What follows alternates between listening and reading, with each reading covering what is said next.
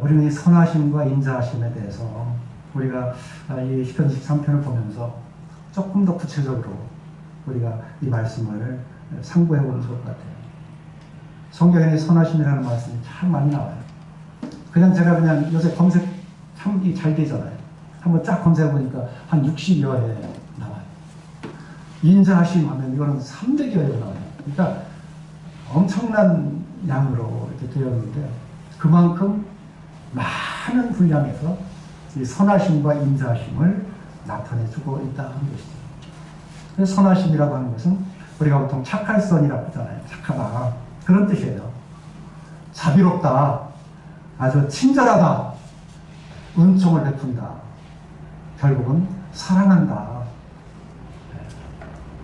그런 착한 마음으로 끝까지 아껴주고 사랑을 해주고 은총을 베풀어주는 바로 이와 같은 의미가 이 선하심이다.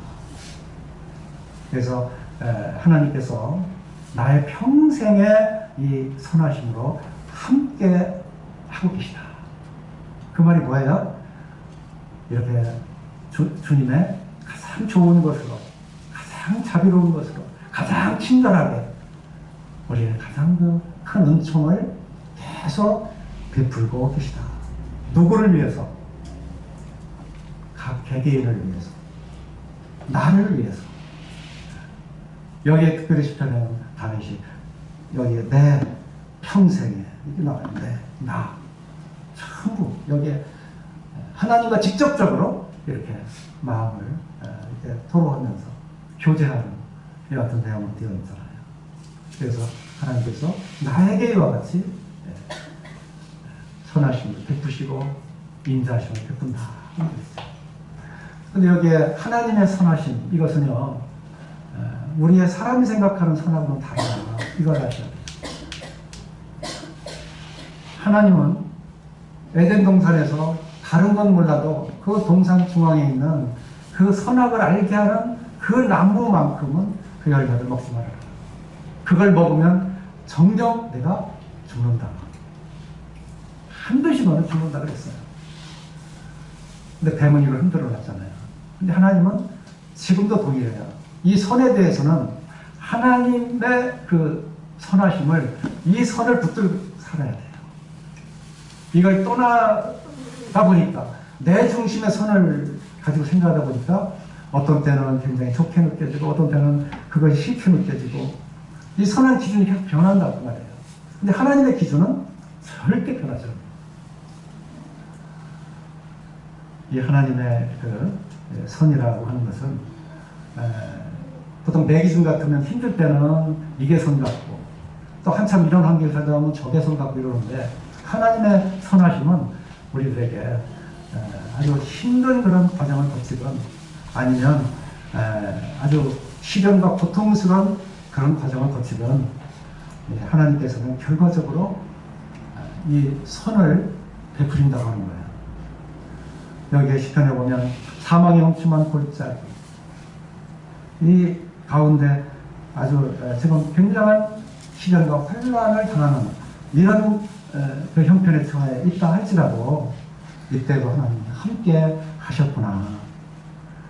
또 내가 아주 어려울 그런 환경에서 또 내가 그 위기의 순간에도 하나님은 이 주의 그 지팡이와 막대기로 나를 바른 길로 인도해 주셨구나. 결과적으로 나중에 보면 이 하나님께서 나를 이렇게 선한 길로 인도하게 하셨구나. 이걸 알게 되죠. 이게 바로 하나님이 주시고자 하는 선이라고 하는 것입니다. 우리는 힘든 일을 잘 하지 않으려고 해요. 이스라엘 백성들이 광야에서 그렇게 40년 동안 어려움을 겪었어요. 아마 자기 기준으로 생각했다면 포기하고 말았을 거예요. 근데 하나님께서는 끝까지 그 시련과 어려움, 그런 환란들을 다 이기게 하시고 최종적으로는 약속의 땅에 들어가게 하시는 그 하나님의 그 선하심이 결과적으로는 이거였구나. 하나님이 이걸 우리에게 주시고자 이렇게 하셨구나. 이거를 알게 되죠. 이 다윗에게 있어서의 그 선함은 이 사무엘상 24장하고 26장은 거기에 기름 부음 받은 사울에 대해서 옷자락만 되고 죽이지 않았어요.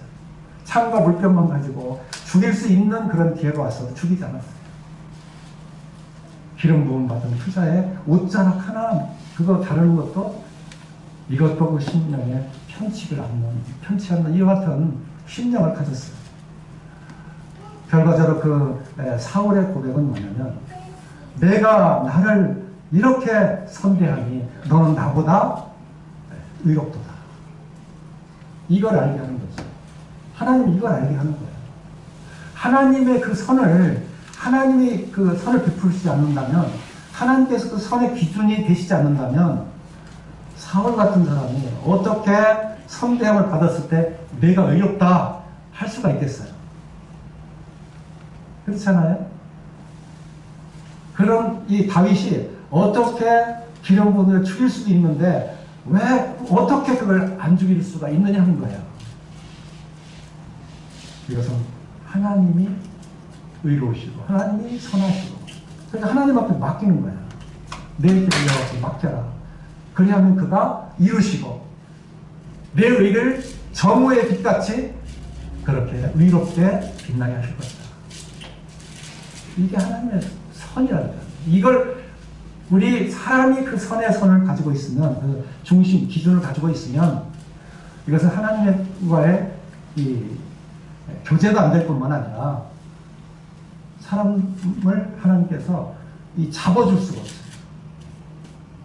선악과를 따먹고 나니까 타락하게 되고 자기 마음대로 자기 지식에 좋은 대로 자기 선하게 생각하는 대로 그렇게 가니까 결국은 타락의 길을 가고 결국은 망하는 길로 갔잖아요.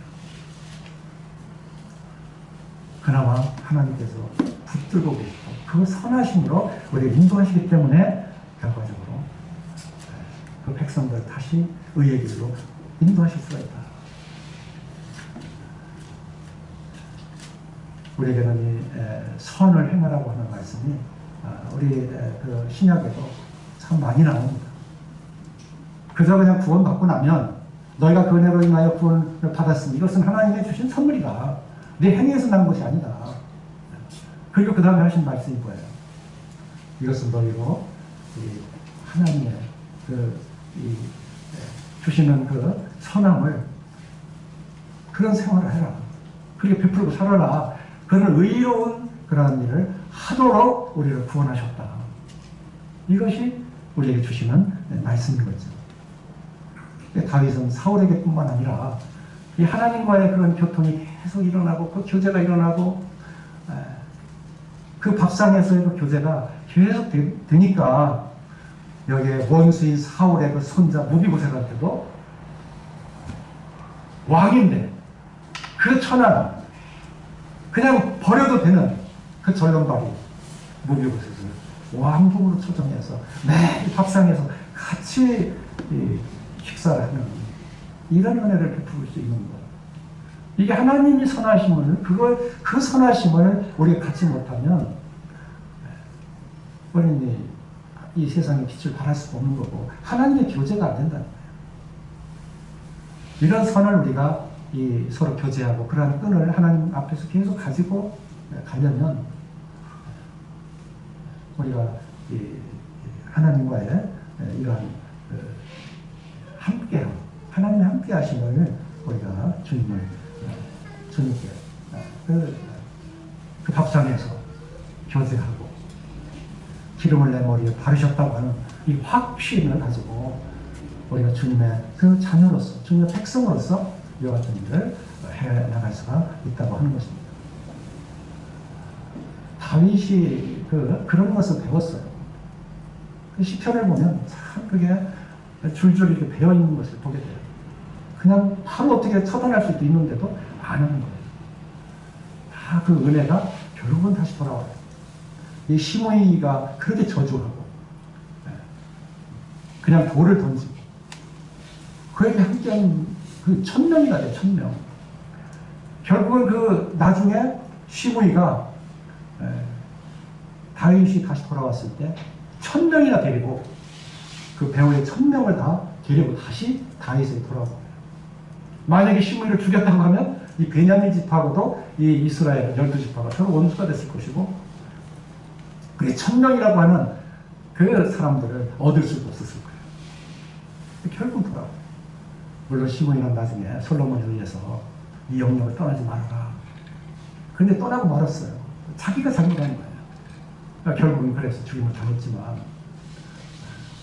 이 선하신 하나님의 그 길을 우리로 하여금 이렇게 내 평생의 선하심, 이것을 우리가 계속 하나님께서 우리 끈을 놓지 아니하시고 우리로 하여금 계속 이 길을 가도록 따르도록 그렇게 해 주셨다고 합니다.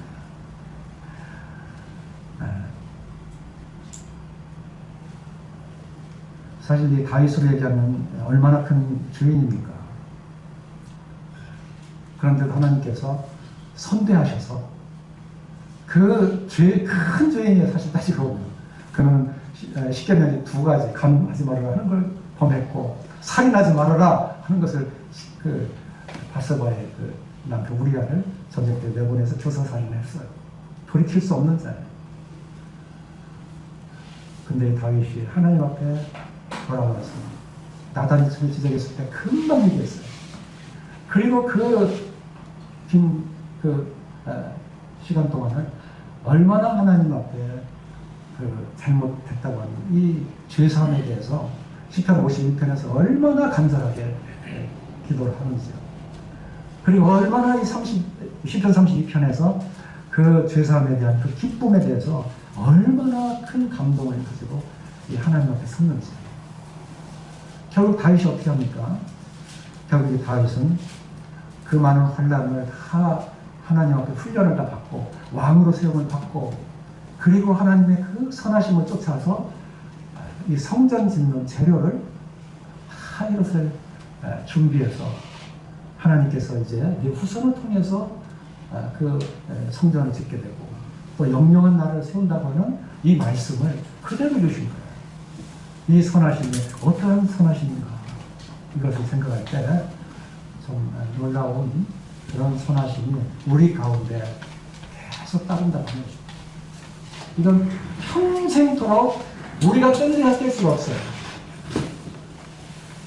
우리 하나님께서는 믿음의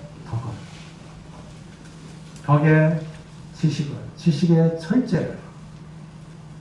철제의 인내를, 인내의 경건을, 경건의 형제 우애를, 형제 우애의 사랑을, 이걸 공부해라.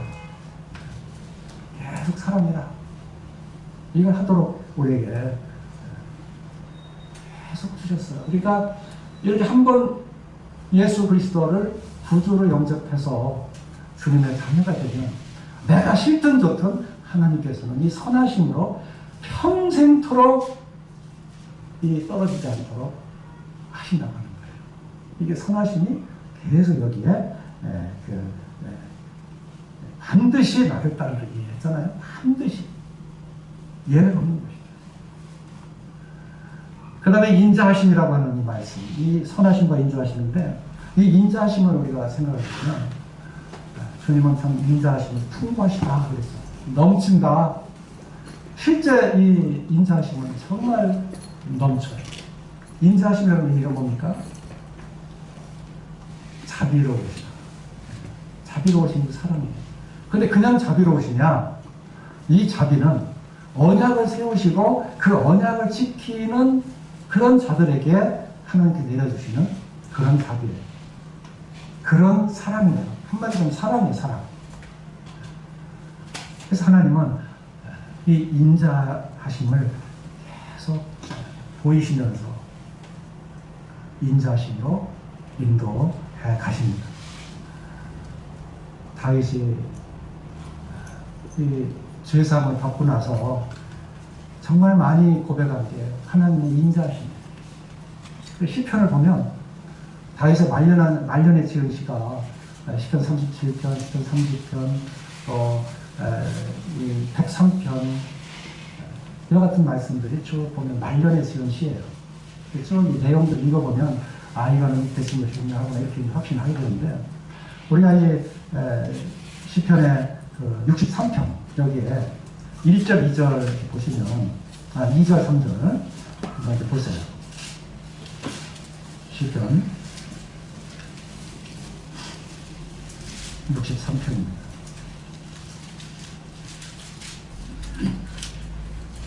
내가 주의 권능과 영광을 보기 위하여 이와 같이 성소에서 주를 바라보았나이다. 주의 인자하심이 생명보다 나음으로 내 입술이 주를 찬양할 것이라. 여기에 다른 게 없어요. 주의 인자하심이 생명보다 낫다. 이게 뭐예요? 우리는 생명이 더 귀하다 생각하잖아요. 그런데 주의 인자하심이 더 크다는 거예요. 더 낫다. 더 좋다. 이게 무슨 의미입니까? 우리가 이 말씀을 보면 생각이 날 거예요. 인자가 온 것은 섬김을 받으려 함이 아니라 도리어 섬기려 하고 자기 목숨을 많은 사람의 대성물로 주려 합니다. 이게 인자합니다. 주님께서 그 인자함을 베푸시지 않으면 이 모든 죄를 가진 사람들은 다 사망의 길로 가야 됩니다. 전부 다 죽어야 돼요. 한 사람도 하나님 남을 사람이 없어요. 시편 63편에 놀랍게 이 3절에서 주의 인자하심이 생명보다 나음으로 내 입술이 주를 찬양할 것이다. 와, 인자하심이 이렇게 우리를 살려주시는 거예요. 주의 인자하심이 없었다면 우리가 살아날 길이 없구나. 그래서 이 시편 103편을 보시게 되면 이게 이제 말년에 지은 시입니다. 여기에는 전부가 다 그 인자하심, 그 은혜. 그러니까 다윗이 그렇게 많은 그 사울의 추적과 죽임을 무릅쓰고 그 시련을 당하고 또 자기 사랑하는 아들 압살롬한테 더군다나 이러한 그 나라를 빼앗기는 이런 그 정말 남는 같으면 정말 이런 정말 억울해 못 살겠죠. 그러니까 그것도 다윗은 소화했어요. 여하튼 뭐 바세바를 가늠하지 않나 또는 살인것을 하지 않나 아주 이 모든 이 인생의 과정을 생각하면 전부가 이게 하나님의 내볼 게 하나도 없는 거예요. 전부 죄악 덩어리고 허물 덩어리고.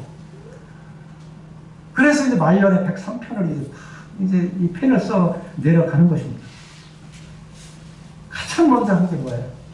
1절에서 내 영혼아 여호와를 송축하라. 내 속에 있는 것들아 다 그의 거룩한 이름을 송축하라. 내 영혼아 여호와를 송축하며 그 모든 은택을 잊지 말지어다. 이 속에서부터 하나님의 그 은혜와 인자함을 생각하면 이것을 감당할 수가 없는 거예요. 이 찬송이 어디서 나오겠어요? 하나님을 향한 이 노래가 어디에서 나오겠느냐 말이에요. 그 시편 103편 읽으면 절절해요. 절절해요. 이 은혜와 인자하심. 여기 한 103편 8절을 보겠습니다. 8절. 여호와는 긍휼이 많으시고 은혜로우시며 노하기를 더디하시고 인자하심이 풍부하시도다. 11절. 이는 하늘이 땅에서 높은 같이 그를 경외하는 자에게 그의 인자하심이 크심이로다. 17절. 여호와의 인자하심은 자기를 경외하는 자에게 영원부터 영원까지 이르며 그의 의는 자손의 자손에게 이르리니. 이 인자하심이 이건 참 말로 다 해서 다윗은 여호와 앞에 내 평생에 그 선하심과 그 인자하심을 생각하면 이것은 내가 말로 다 했습니다. 나도 하나님을 계속 쫓는다고 했지만 그러나 하나님의 그 선하심과 인자하심, 그 인자하심 나고 비교할 수 없는 선함과 인자하심으로 나를 둘러 진치고 나를 보호하시고 나를 이렇게 복되게 인도하신다 그 말씀이에요. 그래서 늘 이 시편에는요, 이 인자하심과 성실하심이 같이 또 늘 같이 다녀요. 시편 100편 5절에 보면 거기에 이렇게 말씀합니다. 여호와는 선하시니 그 인자하심이 영원하고 그의 성실하심이 대대에 이르리로다. 성실하십니다. 그 인자하심. 이거를 우리가 생각하면 이건 참 하나님의 그 인자하심이 얼마나 크신지. 이제는 그 인자하심에 대해서 한 두 편 정도가 아주 많이 이렇게 기도를 하고 있는데, 시편 89편이에요. 여기에서 그 인자하심을 처음 말씀을 하는데, 1절 2절에 보면 89편에 내가 여호와 인자하심을 영원히 노래하니 주의 성실하심을 내 입으로 대대에 알게 하리이다. 내가 말하기를 인자하심을 영원히 세우시며 주의 성실하심을 하늘에서 견고히 하시리라 하였나이다. 이러면서 여기 89편 끝절까지 쫙 보면 인자하심이 적어도 몇 번이나 나올까요? 하여튼 여러 번 강조해서 인자하심을 말씀하고 있어요. 제일 많이 남은 시편은 시편 136편입니다. 시편 136편 1절에 보면 이렇게 말씀하고 있죠. 여호와께 감사하라. 그는 선하시며 그 인자하심이 영원하니로다. 선하시고 그리고 인자하시고 이게 영원하다는 거예요. 영원하다. 변하지 않아요. 이걸 우리 계속해서 우리에게 주고 계신 거예요. 1절에서 3절까지는 이 신들 중에 하나님을 바라며 이와 같이 하고 있는데, 2절에 보면 신들 중에 뛰어난 하나님께 감사하라. 그 인자하심 영원하미로다. 주들 중에 뛰어난 주께 감사하라. 그 인자하심 영원하미로다. 여기 오면 이렇게 해주신 주께 감사하라 또는 하나님께 감사하라. 이 감사라는 그 선창을 하면 그 뒤에 그 인자하심이 영원하미로다 해가지고 이것이 26절까지 동일하게 계속돼요. 선하심과 인자하심. 한번 실제 한번 잠깐 해볼까요? 조금만. 제가 선창을 하면 그 후렴은 한번 이렇게 교독을 한번 좀 해줘 보세요. 자, 3절부터 제가 한 5절까지만 할게요. 자, 제가 먼저 선창을 합니다. 자, 감사하라까지. 그러면 그 인자하심이 영원하미로다 이렇게 답창을 하시면 돼요. 자, 3절. 주들 중에 뛰어난 주께 감사하라. 홀로 큰 기이한 일들을 행하시는 이에게 감사하라. 지혜로 하늘을 지으신 이에게 감사하라. 이렇게 해서 이 절기가 되면 계속 이렇게 성찬하고 합창하고 이렇게 해서 한 절기에 모든 제사장들을 불러서 이 하나님 앞에 그 감사를 드리고 그 선하심과 인자심에 대해서 하나님 앞에 이렇게 찬양을 드리는 것을 볼 수가 있어요.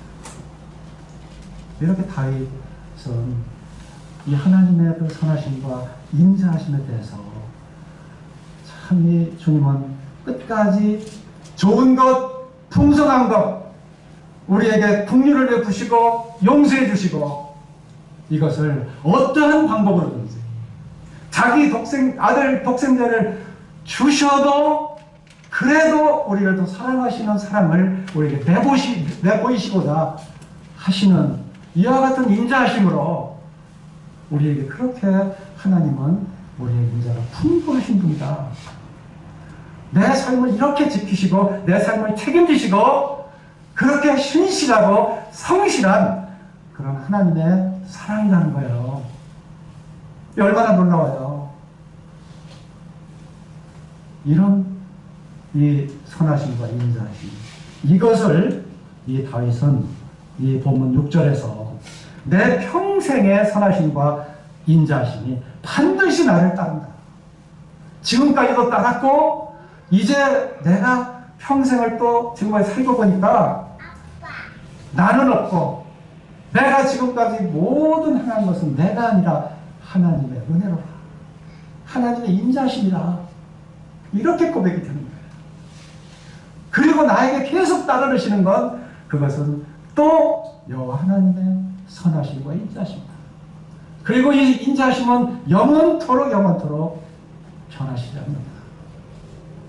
그 독생자를 다 내어주시기까지 한 우리들이 눈에 보기 하는 독생자가 그게 종적인 최고의 선물인 줄 알지만 하나님은 그 본체시란 말이에요. 그 사랑의 본체. God is love. 주님은 이 사랑에 이 태양보다 더 이끌거리는 그런 사랑을 가지고 우리를 사랑하신다. 그런 인자를 베푸신다는 거예요. 이게 이 성경에 기록되어 있는 이 말씀이잖아요. 표현할 길이 없어요. 우리를 죄에서 구원할 뿐만 아니라 우리를 의롭다 하셨다는 것은 이것은요, 의롭운 것 이것 자체로 완전하게 된 것을 영원토록 변하지 않고 우리를 붙들어 가시는 그 인자하신 하나님, 이게 하나님의 사랑이라니까요. 우리가 이런 속에 이 반석 위에 교회를 세우겠다. 지금 이렇게 하시고 이제 그 다음 절이 뭐예요? 6절에서 거기 아까 제가 두 가지를 말씀드렸는데 첫째는 내 평생 선하신 분 인자하시니 반드시 나를 따르리니. 지금 여기까지 드렸어요, 말씀을. 그 다음 말씀이 뭐죠? 자, 한번 읽어보죠. 시작. 내가 여호와의 집에 영원히 살리로다. 여기 여호와의 집 무엇일까요? 여호와의 집. 그냥 조금 이렇게 좀 생각은 나겠는데 참 어렵죠, 설명하기가. 하나님이 이런 여호와의 집을 이렇게 지어주셨어요. 이 다윗 시대에는 여호와의 집은 하나님의 성전이었다. 하나님 성전이었다. 이렇게 보여져요. 시편 84편을 보게 되면 거기 이렇게 말씀이 기록되어 있어요.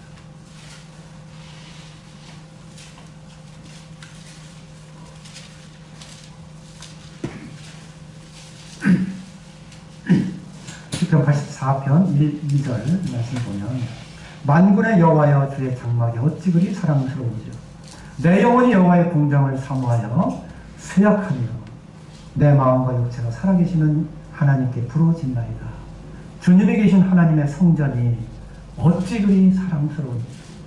내 영혼이 여호와의 성전을 사모하여 쇠약하며.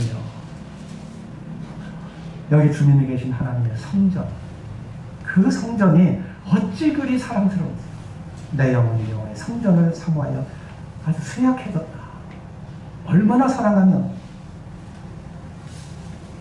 다윗이 하나님 앞에 밥상에 앉아서 서로 교제한 그 교제, 얼마나 귀한 교제인지 아시겠죠?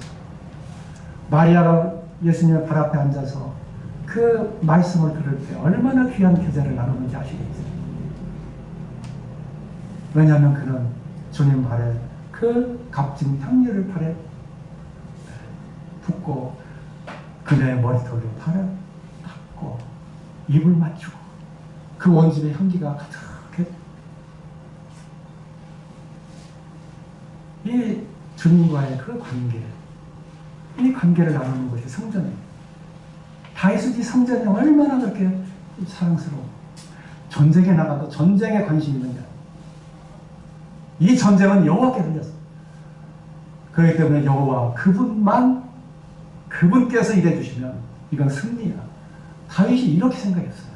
이런 믿음을 가지고 살았어요. 84편을 폈는데 10절을 보세요.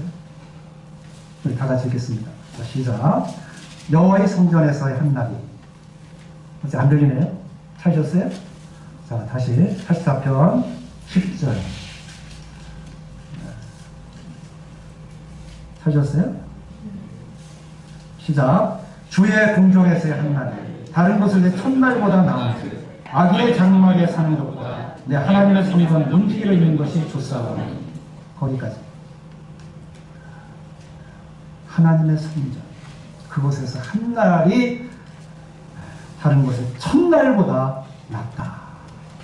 악인의 장막이 거하는데 하나님 문지기로 있는 것이 좋다. 얼마나 이 하나님을 사랑했으면. 시편 17편 4절에는 내가 여호와께 바라는 것 그 한 가지, 예, 그것을 구하리니 곧 내가 내 평생에 여호와의 집에 살면서 여호와의 아름다움을 바라보며 그의 성전에서 사모하는 그것이라. 우리 시간 내서요 기도하세요. 시간 내서요, 이 새벽 시간에 주님 말씀 안에서 이 보석을 찾으세요. 주님 밥상 앞에 앉아서 주님과 함께 교제하세요. 거기에 감동이 있어요. 거기에 사랑이 있어요. 거기에 인생의 즐거움이 있어요. 지금 돈 버는 게 중요합니다. 40대 다 버립니다. 그렇게 돈 벌잖아요. 그렇다고 남에게 베푸는 것도 아니야. 죽을 때 가져가는 것도 아니야. 결국은 허덕허덕하고 지치다가 결국은 아무것도 못 잡고 아이고 내가 이거 왜 살았어. 이렇게 안 됩니다.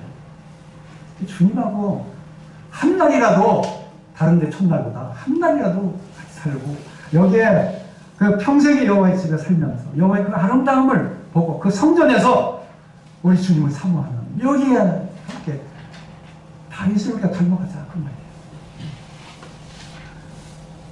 다윗 때는 이 하나님의 성전이 사랑스러웠지만요, 지금은 다윗도 그 당시에 마음 중심하는 하나님의 나라가 사실은 하나님의 이 중심이었어요. 사실. 이렇게 말씀하고 있잖아요. 누가복음에서 17장 21절입니다. 거기 보면 또 여기 있다 저기 있다 하고도 못하리니 하나님의 나라는 너희 안에 있느니라. 하나님의 나라가 지금 어디 있어요? 우리 안에 있어요. 어떻게? 우리 주님이 오셨잖아요. 왕이신 우리 주님이 오셨잖아요. 이 땅에. 우리는 그의 백성이잖아요. 왕과 백성. 지금 이 땅에는 우리 주기도문 저 하늘에서 이루어질까 이 땅에서도 이루어집니다. 전부가 다 전부되기를 바라고 이 땅에서 전부가 다 주님과 교제하기를 바라고 이 하나님 나라가 계속 이루어지기를 바라는 거예요. 영접한 사람에게는 하나님의 나라가 우리 중심 안에 있는 거예요. 우리가 빌립보서에 보면 이렇게 나와요. 너희 안에 행하시는 이는 하나님이십니다. 자기의 기쁘신 뜻을 위하여 너희 소원을 도고 행하신다. 여기에 너희 안에 행하시는 하나님, 이게 지금 우리 하나님. 우리 삶 속에 지금 내 마음 속에 하나님의 나라가 있어요. 내 가정에 내 모든 지금 통치하시는 모든 속에 하나님이 계시잖아요. 우리가 지금 하나님이 임재해 있다고 하는 임마누엘이라는 이 사실을 인식하시기 바랍니다. 하나님 알기를 원해요. 그리고 이제 하나님 나라 우리 안에 있는데 또 이제 또 하나님 나라가 또 있죠. 뭐예요? 앞으로 들어갈 나라. 그게 실체입니다. 지금 우리에게도 주셨지만 이 보이지 않는 마음속에 이제 실체 또 들어가면 요한복음 14장에 나오죠. 너는 마음에 근심하지 말라. 하나님을 믿으니 나를 믿어라. 내 아버지 집에 거할 곳이 많도다. 그렇지 않으면 너에게 것으리라. 내가 너희를 위하여 거처를 예비하러 가노니 가서 너희를 위하여 거처를 예비하며 내가 다시 와서 너희를 내게로 영접하여 있는 곳에 너희도 있게 하리라. 이게 앞으로 이제 우리 들어갈 그 하늘 나라예요. 그럼 그 하늘 나라의 장소는 어디냐? 고린도서 5장 1절에 나오잖아요. 만일 땅에 있는 우리의 장막집이 무너지면 하나님께서 지으신 집, 그 손으로 지은 것이 아니요 하늘에 있는 영원한 집이 우리에게 있는 줄 아느니라. 그러니까 집이 있단 말이에요. 여기. 우리 거할 집이. 우리의 이 영원한 집. 그래서 이 다윗의 이 마지막 소원, 20편, 23편을 마무리하면서요. 마지막 소원, 여기에 여호와의 집에 영원히 살리로다. 이렇게 좋은 집이 없잖아요. 이런 영원한 집이 없잖아요. 10편, 20편 1절 여간 아무것도 아니죠.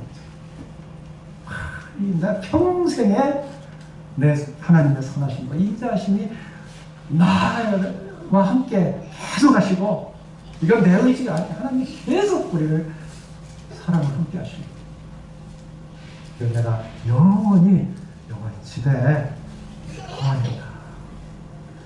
다윗이 그냥 이제 왕도 해봤어요. 왕도 해봤는데 얼마나 힘들은지. 압살롬이 배반하지 않나. 거기에 그 주위에 둘러선 신하들은 그냥 그를 쫓아서 또 그냥 그렇게 하질 않나. 다윗이 그냥 이 목격할 걸 그냥 사울 왕 때부터 얼마나 많이 해봤는지 몰라요. 그런데 이제 주님 앞에 돌아와서 목동 있을 때 생각하니까 이 10편 23편 1절부터 5절까지 쫙 생각이 나는데, 이 주님과 함께하니 이렇게 좋은데, 이렇게 좋은 왕이 좋아? 아니에요. 여호와의 집에 그것이 좋아요. 그래서 여기에 끝맺음 이렇게 합니다. 내가 여호와의 집에 영원히 살리로다. 이 산다고 하는 건 앞으로 같이 거주한다. 주님과 함께 동행한다. 그래서 이 땅에서는요, 유일하게 이렇게 할 수 있는 방법이 있어요. 그것은 우리가 늘 주일날 드리는 예배. 여기에 우리 속에 있는 하나님, 이 하나님이 신령이라고 하잖아요. 이 하나님이 하늘에 계신 아버지 하나님 앞에 이 경배를 드릴 때 예배에 이 불이 일어나는 거예요. 이 감사가 일어나고 찬양이 일어나고 이 마음 중심 안에 그 하나님께서 그 선하심과 인자하심을 통해서 앞으로 그 돌아갈 나의 그 집에 계신 그걸 예비하신 그 하나님께서 우리가 풍성하고 불타는 그 인자심 우리들에게 계속 이렇게 그 예배를 받으시기를 기뻐하시고 그러한 자들을 찾으시는 바로 그게 사마리 여인이 얘기했을 때 예배 얘기했을 때 그게 바로 나다. 내가 찾고 있는 나다. 깜짝 놀라가지고 물동이도 버렸고 나가서 여기에 우리의 구세주가 있다. 주님을 만났잖아요.